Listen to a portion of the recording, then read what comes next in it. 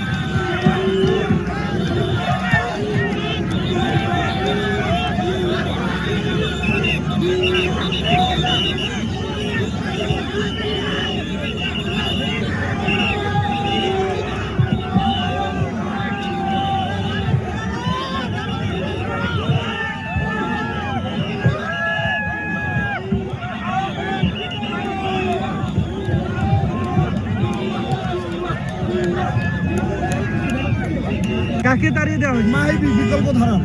কেন? এই মাফিয়া খুনি স্বৈরাচার সরকারের ওরা প্রতিনিধিত্ব করছে। এই দেশকে রক্ত দিয়ে স্বাধীনতা পাওয়া এই দেশকে ওরা আয়নাঘর বানিয়েছে। এই দেশকে জিবি অফিসে গুমঘর বানিয়েছে। এই দেশের কত ছাত্র জনতাকে যে মেরেছে নির্বিচারে, যে ভারতের বিরুদ্ধে যে দেশের পক্ষে কথা বলছে তাকে খুন গুম, বিভিন্ন দল সাংবাদিক সুশীল সমাজকে ওরা হত্যা করেছে। নিরহ ছাত্রদের উপরে ওরা গুলি চালাইছে। আমরা এই আম জনতা এই মাফিয়া অবৈধ স্বৈরাচার সরকারের পতন ঘটিয়েছি। অতএব এই সরকারের যত দালাল আছে, ভারতের যারা দালাল আছে, এদের এই বাংলাতে ঠাঁই হবে না। আম জনতা রক্ত দিয়ে শহীদ হয়ে এই বিপ্লব, আমরা এই বিপ্লব বৃথা যেতে দেবো না এবং আমরা কোনো জান মাল আমরা নষ্ট হতে দেবো না। আমরা সবাই সর্বদলীয়ভাবে এই দেশ করবো ইনশাআল্লাহ। মাহি চৌধুরী না, মাহি দালাল। কেন?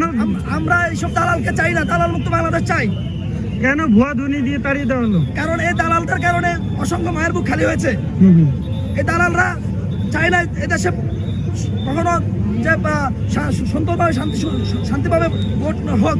বিনা ভোটে ওরা নির্বাচিত হয়েছে, বিনা ভোটে সংসদে গিয়েছে। সংসদে গিয়ে সাধারণ মানুষের কথা বলে নাই, তাদের চরিত্র ফুটে তুলছে, তাদের ব্যাংক ব্যালেন্স করছে, এই দেশটাকে স্বৈরাচারে রূপান্তর করছে, এই দেশটাকে লুটপাট করে খেয়েছে। আমরা এদের বিচার চাই।